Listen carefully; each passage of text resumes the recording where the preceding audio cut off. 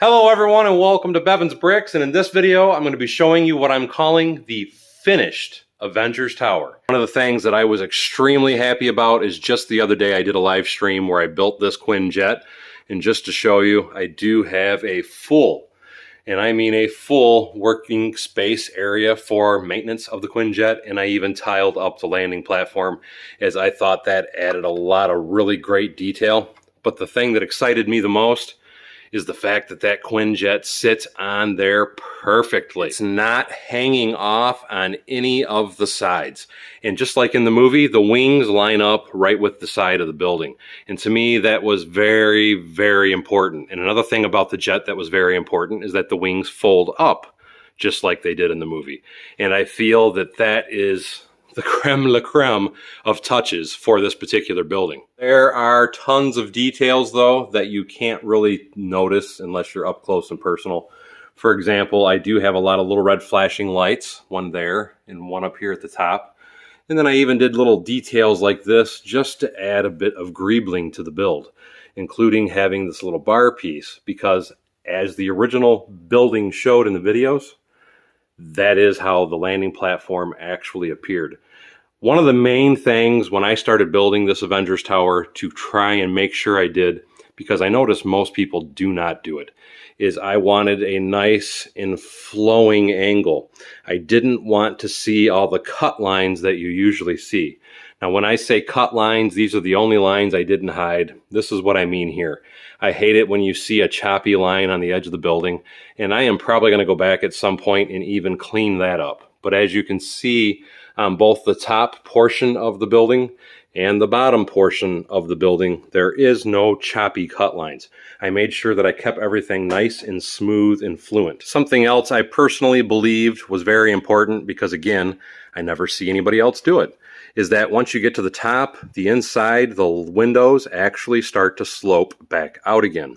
And the inner slope here, well, this does have an inner slope just like the actual building, where most people just put a nice flat smooth front on it. Now don't get me wrong, that is still a nice way to do it, but I wanted to try and capture as many of the building's details as possible. The actual finished product of this building, lights and all, to me is just absolutely amazing. And as you can see, and I'm trying to jump up there real closely, this is the scene, or this is the floor anyway, where I built the scene for the creation of Vision. And I will be doing a full-length video on that at a later date. But it's a very special thanks to Blinky Bricks, because they have an FX board that allows you to do a lot of different patterns and things. And their FX board is what I was actually able to use to make that appear like Thor is actually shooting lightning at that little panel to create Vision by giving him all that power.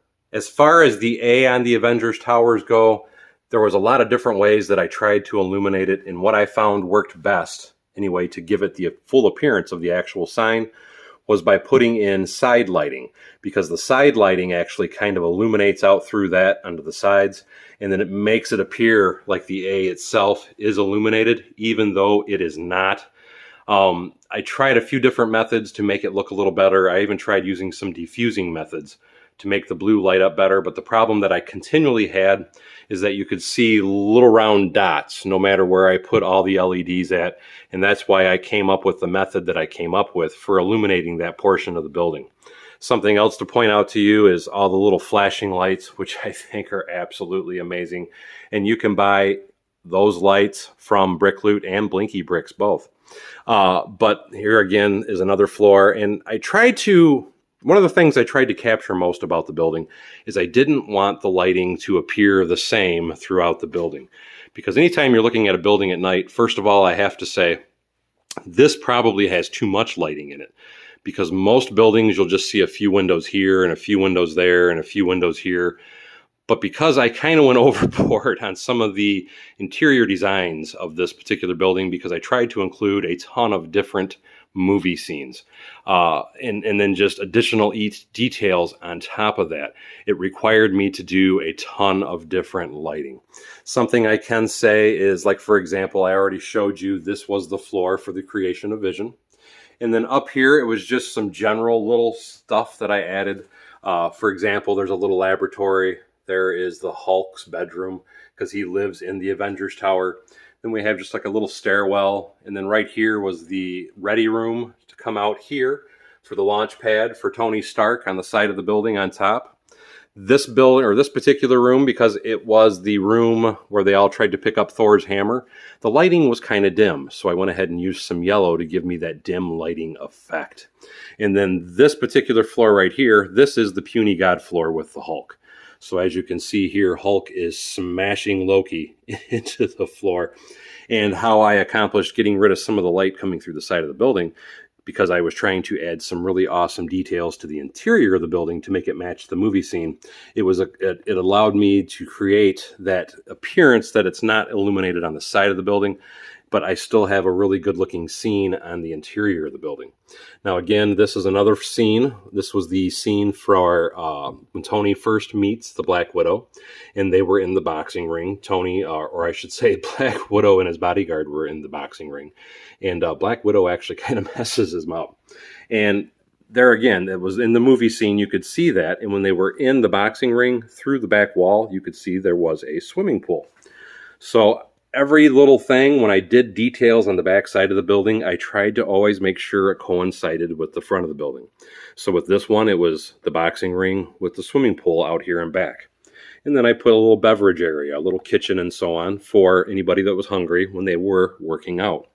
Now this is the Tony Stark floor, the Iron Man floor, or the Iron Man Hall of Armor floor, I should say.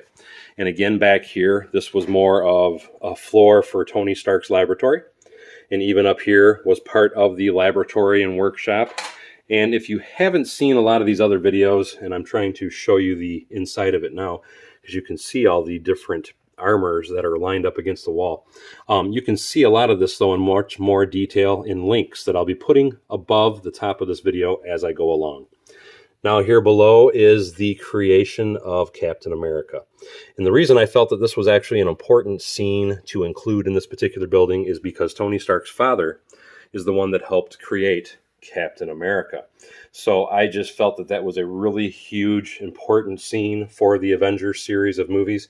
And this is another one of the floors I still have to put the minifigs inside of, but that is definitely one of my favorite floors. And again, trying to wrap in with the back of it, when they first entered into that particular chamber where they created him, they came into a bookstore and went past this little elderly lady. And that was what I tried to create here on that floor, was a little library, so to speak, with the elderly lady blocking the doors. So again, I was trying to just constantly be mindful of everything I did, front and back. And because this room required so much power, what I did is the floor below that, I made a electrical power supply room complete with power distribution centers. Now, these next two floors to me are probably not as awesome as the rest of them, but this particular floor, what it is because with the Avengers Tower, it is where Tony Stark does a lot of his business. So obviously I had to have at least one floor as a business floor. And then as you come back here, you can see that all the Avengers are in the boardroom having a little bit of a meeting about different things that they require the Avengers to do. And then down here was Tony Stark's actual office with a little fish tank in the corner. And this was another office, and it is currently vacant. There's supposed to be somebody in it, but the lights are off. Now this last floor, this was supposed to be a party floor. And it's because Tony loved to have parties. And the idea behind this particular floor, I'm hoping you can see on the stage over there, is when Tony Stark actually announced that he was Iron Man. And that is what this floor was supposed to be representing. I just thought that would be another really cool thing to include with the building. All in all, I am in love with the building. I can't wait to hopefully at some point take it to shows and display it, because I think it's going to be an amazing building. Anyway, that's all for this video. So as always, thank you for coming to Bevins Bricks. Don't